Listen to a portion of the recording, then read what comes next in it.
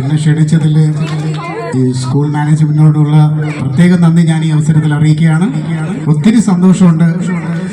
ഇന്നത്തെ ഈ സായാഹ്നത്തിൽ ഇവിടെ വന്നപ്പോൾ നല്ല ചെറിയൊരു മഴയുടെ കോളൊക്കെ ഉണ്ട്, ചെറിയ തണുത്ത കാറ്റ് വരുന്നുണ്ട്. നമ്മളൊരു AC റൂമിനകത്ത് ഇരിക്കുന്ന ഒരു പ്രതീതി ഇപ്പോൾ കിട്ടുന്നുണ്ട്.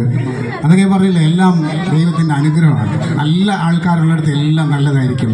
ഇല്ലെങ്കിൽ നിങ്ങളിപ്പോൾ ഇവിടെ ഇരുന്ന് ചൂടെടുത്തൊക്കെ ഇരുന്ന് ഇപ്പോൾ ആ ഒരു ഇതൊന്നും ഇല്ലല്ലോ, എല്ലാവരും നല്ല അടിപൊളിയല്ലേ മക്കളെടാ. എല്ലാവരും ഒന്ന് മിണ്ടായിരുന്നിട്ട് ഇങ്ങോട്ട് നോക്കിയിരുന്നേ.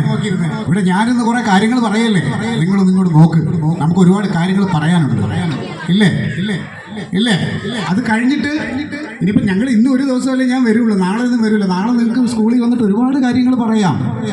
പേടിക്കണ്ട, ഞാനും ഇതുപോലെ ആയിരുന്നു കേട്ടോ. പണ്ട് സ്കൂളിൽ ഞാൻ പഠിച്ചിരുന്നപ്പോൾ ഇതുപോലെ ആനുവൽ ഡേക്ക് ഞാനും പോയിരുന്നു, കുറേ വർത്തമാനം പറഞ്ഞ് അടിയൊക്കെ കിട്ടിയിട്ടുണ്ട് ടീച്ചർമാരെ. പക്ഷേ ഇവിടെ നിങ്ങൾ ടീച്ചർമാരെ നിങ്ങൾ പഠിക്കൂല, കാരണം അടിച്ച കുഴപ്പമാണ്. അതുകൊണ്ടാണ്. അപ്പോൾ ഏതായാലും ഒത്തിരി സന്തോഷം. അപ്പോൾ ഇന്നിപ്പോൾ ഇനി ഇവിടെ ഒരുപാട് കലാപ്രകടനങ്ങളൊക്കെ നടക്കാനുണ്ട്. അതിനെല്ലാം ഇവിടെ പിള്ളേരൊക്കെ തയ്യാറായി നിൽപ്പുണ്ട്. അപ്പോൾ ഞാനും പണ്ട് ഇതുപോലെ എൻ്റെ സ്കൂളിൽ പഠിച്ചിരുന്ന സമയത്ത് സ്കൂളിൽ ഓണാഘോഷം വന്നു കഴിഞ്ഞാൽ ഞാൻ അന്ന് കുറേ കൂടെ തടിയുണ്ടായിരുന്നു കേട്ടോ, നല്ലൊരു തടിയനായിരുന്നേ. അന്ന് ഓണം വന്ന മഹാബലിയായിട്ട് വേഷം കെട്ടണത് ഞാൻ, ക്രിസ്മസ് വന്ന ക്രിസ്മസ് അപ്പൂപ്പനായിട്ട് ഇച്ചിരി കുടവേറൊക്കെ ഉള്ളത് അതും ഞാൻ. അപ്പോൾ അതൊക്കെ ഭയങ്കര രസമുള്ളൊരു കാലഘട്ടമായിരുന്നു. അതൊക്കെ ആസ്വദിക്കണം. പിന്നെ അതുപോലെ ഞാൻ പറഞ്ഞില്ലേ, നമ്മൾ ആ പഠിച്ച സ്കൂളിൽ എനിക്ക് ഇപ്പോൾ ഞാൻ ഈ കഴിഞ്ഞ 2-3 ഫംഗ്ഷൻ എനിക്ക് ഗസ്റ്റായിട്ട് പോകാൻ പറ്റി. അതൊക്കെ ഒരു ജീവിതത്തിലെ വലിയ ഭാഗ്യമാണ്. നിങ്ങൾക്ക് ഇപ്പോൾ പറഞ്ഞാൽ മനസ്സിലാവില്ല.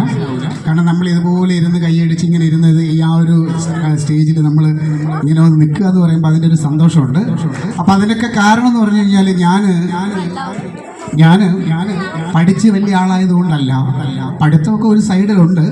പക്ഷേ അതിലുപരി ഞാൻ കലാമേഖലയിൽ കുറച്ച് സജീവമായിട്ട് ആത്മാർത്ഥമായിട്ട് ഇറങ്ങി അങ്ങനെ വന്നതുകൊണ്ടാണ് എനിക്ക് ഇന്ന് ആവാൻ പറ്റിയത്. എന്ന് വെച്ചാൽ എല്ലാവരും കലാകാരന്മാരാവാനും നിൽക്കണ്ട, പഠിക്കാനുള്ളവർ പഠിക്കുക, കലാമേഖലയിലുള്ള കഴിവ് നിങ്ങൾ പ്രോത്സാഹിപ്പിക്കുക, എന്നിട്ട് എവിടെ എത്തും അതിലേക്ക് നമുക്ക് പോവാം.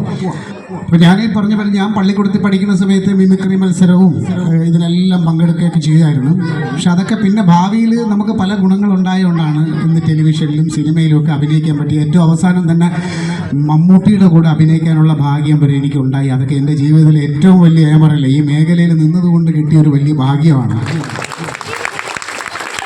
ദിലീപിൻ്റെ കൂടെ അഭിനയിക്കാൻ പറ്റി. ഇനി അടുത്ത എൻ്റെ ആഗ്രഹം മോഹൻലാലിൻ്റെ കൂടെ അഭിനയിക്കാനുള്ളതാണ്. ആ ആഗ്രഹം നടക്കാൻ വേണ്ടി നിങ്ങളൊക്കെ പ്രാർത്ഥിക്കണം കേട്ടോ.